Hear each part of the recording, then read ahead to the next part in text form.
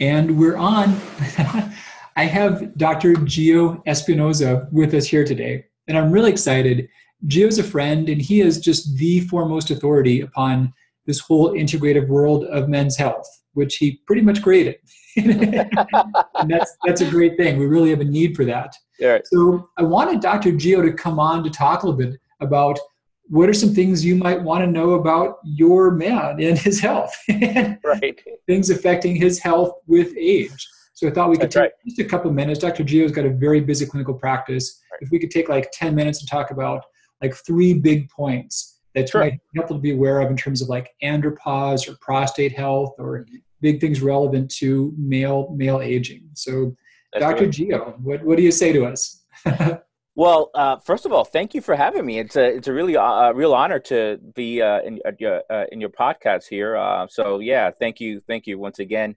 All right. Well, generally, I think men go through a lot of changes as they age. Men go through a lot of changes even when they don't age. Kids and teenagers and so forth. Certainly, as men get older. I don't know that andropause is the clinical term, but certainly their testosterone level dips after the age of 30. Actually, all things being equal. So let's just say a man who lives a certain lifestyle that's not too active and they don't really look at what they eat and so forth. Their testosterone dips about 0.5% to 1% every year. So 30 is when it really starts to change, huh? 30s. Yep, that's 30s. And then it starts to really change, after 40, 45, 50, etc. So, and what you see with men as they get older, if they're not careful, you see pot bellies, you see man boobs, you see gynecomastia, you see them getting just weaker. There's this great book out there called Manthology, and the main message is, any man would be so weak, if any man from this day and age would be so weak 1,000 years ago that they'll get beaten up by any woman. Oh, wow. So, that's kind of what's happening now. I don't know if you saw on my Facebook page, I took a picture of this month's issue of Muscle and Fitness, not something that I read, but, I do look at covers, and they have Vince McMahon, the CEO of the WWE, who's almost 70 years old, looking completely more muscular than most 25-year-olds. So the point there, and I think he is taking some enhancements. I think he's on growth hormones and maybe some testosterone. I cannot prove that, but I see quite enough men who look like that and they're taking it. But he also works out a couple of hours a day and so forth. So I do think that as men age, they're able to slow down the process. They're able to slow down the aging process. They're able to keep testosterone levels at decent levels. But there are things that they need to do. What happens also starting at age 30? Well, men have more responsibilities, right? You got to take care of the family. And then you start having kids and job situations and career moves and so forth. Higher stress, which means higher cortisol, which means less testosterone. Right. So I don't know that this whole idea of men losing testosterone after the age of 30 is natural or just part of certain lifestyles that we create and behaviors that we create. So that's a big point. I've heard some argue about it being just this predetermined thing we can't get away from. But you've looked at this very closely and you're a real expert. And you're saying that it's more so cumulative effects of our lifestyle and our habits than it is some biological switch that flips. You know what? Let me share with you my personal story. Once I turned 40, I did feel a less of a zip in my step. I did feel, if I were my own doctor, I would say, yeah, your testosterone level probably took a dip. Well, what happened at 40? Career moves, and I had the wonderful opportunity of having a third child.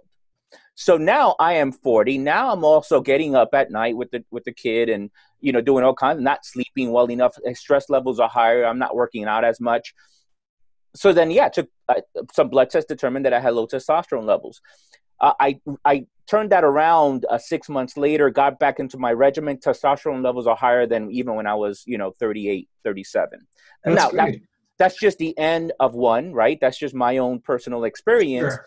But that's exactly what I see with patients as well. So yes, I do think that if men do the right things as they get older, and we can have a full discussion on what the right things are, then I think that they will stave off hypogonadism or low testosterone levels, and they will feel vibrant and youthful as they get older. That's wonderful. You know, another powerful thing I heard in there, you had so many amazing statements. We're going to have you back on and get some more depth on this. But a great one was just how this whole stress response, this cortisol thing, is kind of like the antithesis of testosterone. And that's one of the main things that drives it down. You know, this is one term that resonates with my patients and even physicians. And the one term is, and it's probably a tweetable, the one term is, you know, cortisol castrates. So wow. Cortisol castrates. Absolutely. Powerful. There's no question in my mind. You look at cortisol levels, you look at testosterone, oftentimes high cortisol levels equal low testosterone levels, more often than not. So you could get as much bang for your buck meditating as you could taking testosterone. You know what? Absolutely. And I'll take it one step further, Alan. You know, I'm here in New York, and I have a New York clinic here, and you know, New Yorkers are notorious for being stressed out of their minds, right? Then on top of that, you have the fact that they're kind of into either marathon running or doing CrossFit and things like that, right? So not only are they stressed out of their minds, they're type A personalities, they're not sleeping enough, they have, you know, and I'm all for all these things, but this type of individual who already has high cortisol levels cannot or should not, at least temporarily, participate in things like marathon running and or even CrossFit, although those are great exercises, but it's not for everyone. So what happens is they stress out, their bodies stress out even more, cortisol levels go even higher, and they don't have the zip that they're looking for. They're really running on adrenaline and not just natural energy. That's incredible. Mm-hmm. So what are some 3 big bullet points you could say for men or for women to guide their men towards to help them really get that zip back again? Like the 3 biggest things that make the most difference. Yeah, I would say that sleep is important. Because, you know, you really make most of your testosterone, men do, during their sleep cycle. So if they don't sleep well, it's very difficult to make enough testosterone.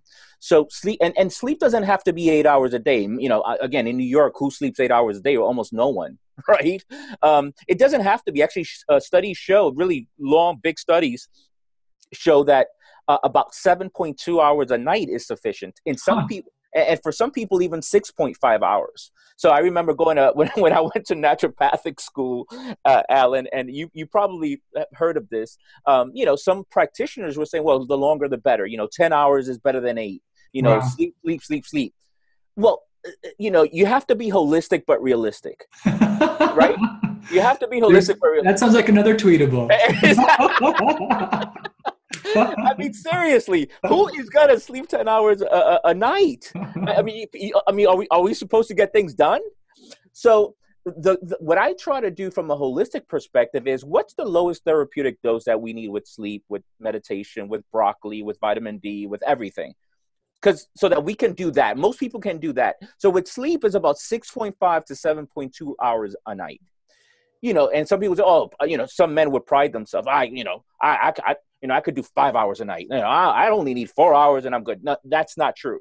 That's definitely not true. Although there's a study that showed that there is a genetic component where very few people, can get by with 4 or 5 hours. And there's a genetic factor there. All in all, people need between 6.5 and 7.2, particularly men, even to make enough testosterone. So sleep is number 1, and somewhere around 7 hours, maybe a tiny bit more or less, but good target there, it sounds like. Average, yeah. Mm-hmm. And how about next up? The next thing is taking care of your adrenal glands. And your adrenal glands, which sits right on top of the prostate. You could tell. That's all you focus on all day. I mean, God, I've already done like about 6 exams and I'm thinking only prostate. All right. The adrenal glands, they sit right on top of the kidneys.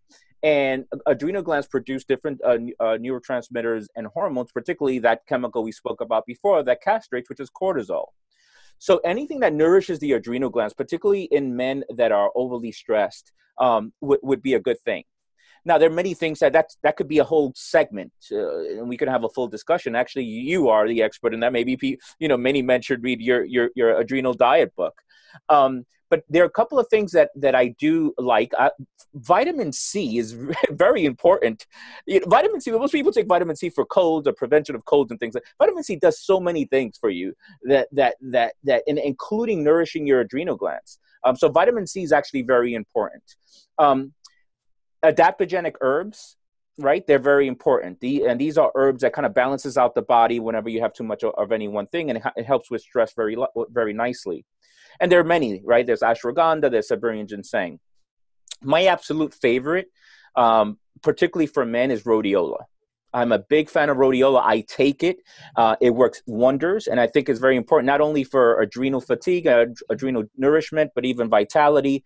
It helps with mental energy when you're exhausted from working so much. And it even helps in the bedroom.